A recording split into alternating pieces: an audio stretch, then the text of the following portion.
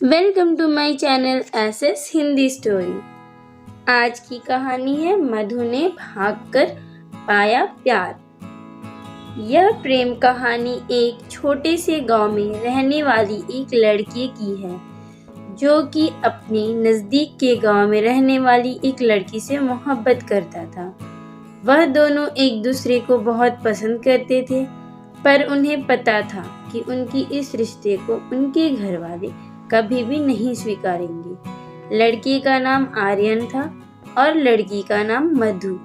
आर्यन एक छोटे से किसान का बेटा था और मधु एक बड़े जमींदार की बेटी थी। दोनों की हैसियत में काफी असमानता थी, पर वो कहते हैं ना कि प्यार कभी हैसियत देखकर नहीं किया जाता। आर्यन हर रोज शाम 6 बजे मधु से मिलने चोरी छुपे उसके गांव जाया करता था।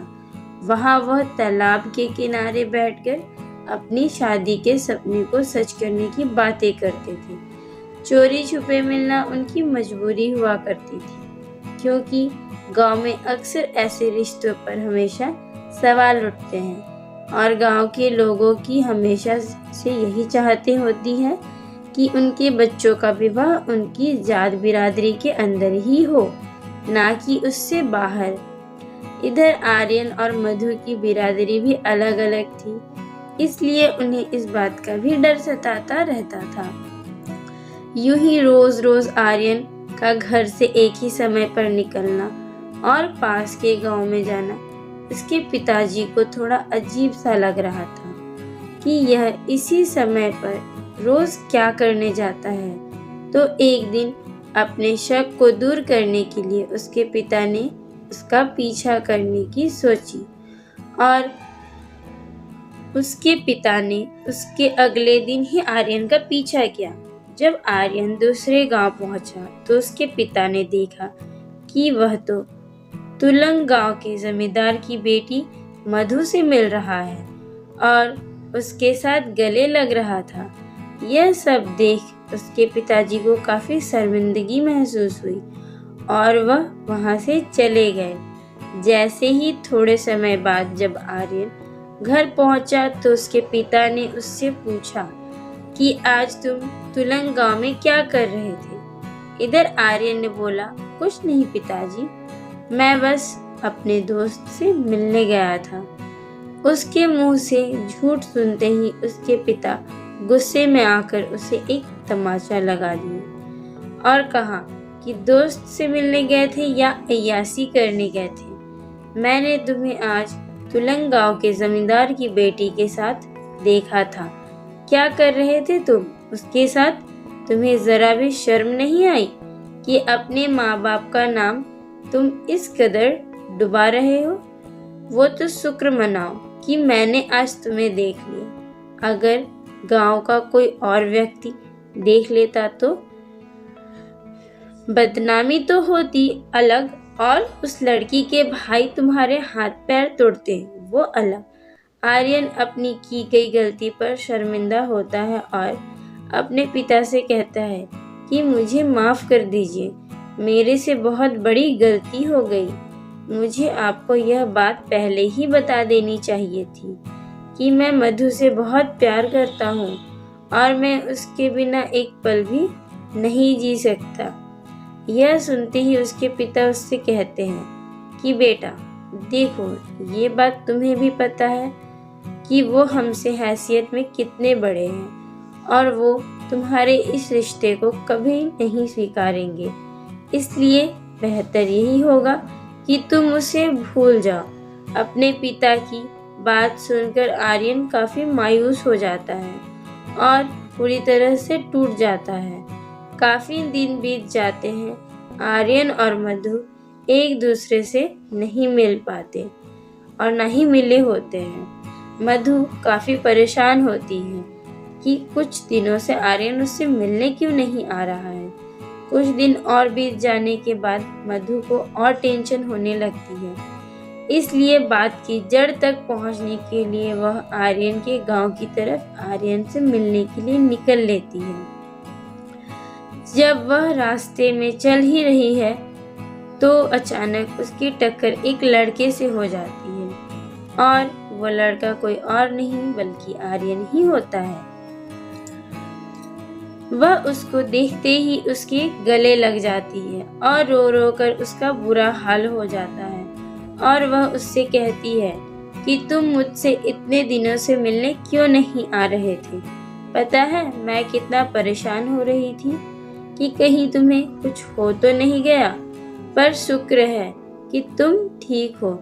इतने में आर्यन मधु को चुप कराता है और अपनी सारी बात बता देता है कि उसके पिता ने उसको तुमसे मिलते हुए देख लिया था और हमें एक दूसरे को भूल जाने को कहा है।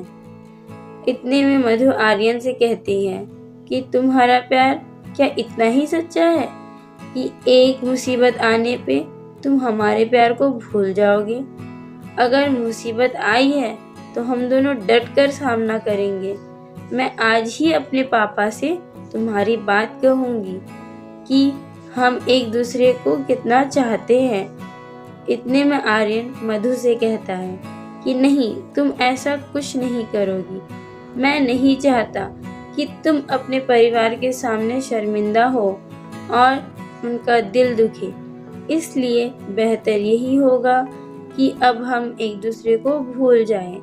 इतना कहकर आर्यन वहाँ से चला जाता है, पर वो मन ही मन बहुत रो भी रहा होता है कि उसको इतने सालों का प्यार अब खत्म हो जाएगा। मधु काफी उदास होकर घर पहुंचती है, पर वह आर्यन की बात को ना मानते हुए अपने पिता से अपने रिश्ते का खुलासा कर देती है। वह बताती है कि वो आर्यन से कितना प्यार करती है। यह सुनकर मधु के पिता उस पर काफी गुस्सा होते हैं। इस बात पर नहीं कि उसने प्यार किया, बल्कि इस बात पर कि उसने एक किसान के बेटे से प्यार किया। उसके पिता कहते हैं, चाहे तुम जीते जी मर जाओ, पर मैं तुम्हारी शादी उससे कभी नहीं करवाऊंगी। तुम्हें हमारी हैसियत देखकर प्यार करना चाहिए था। हमारी भी इज्जत है। अगर तुम्हारी शादी उस लड़के से होगी तो हमारे पूरे गांव में बेइज्जती हो जाएगी और यह मैं जीते जी कभी नहीं होने दूंगा। मधु के लाख मनाने के बावजूद भी उसके पिता उसकी बात नहीं मानते हैं और उसको एक कमरे में बंद कर देते हैं।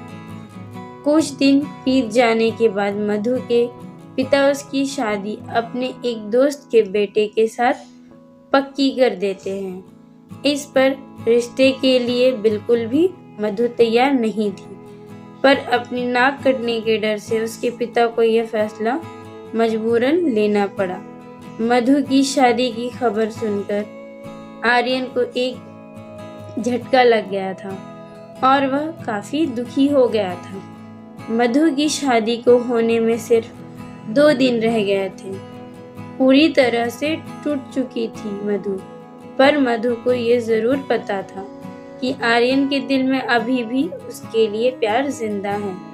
उसके अगले दिन ही मधु ने ठाना कि अगर मैं जीऊंगी तो आर्यन के साथ और मरूंगी भी तो आर्यन के साथ ही। और इसी इरादे के साथ वह अपने कमरे की खिड़की से भाग गई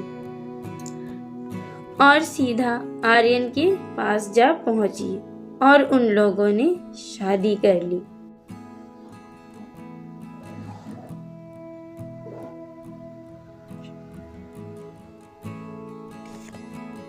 तो दोस्तों, हमारी आज की कहानी यहीं समाप्त होती है।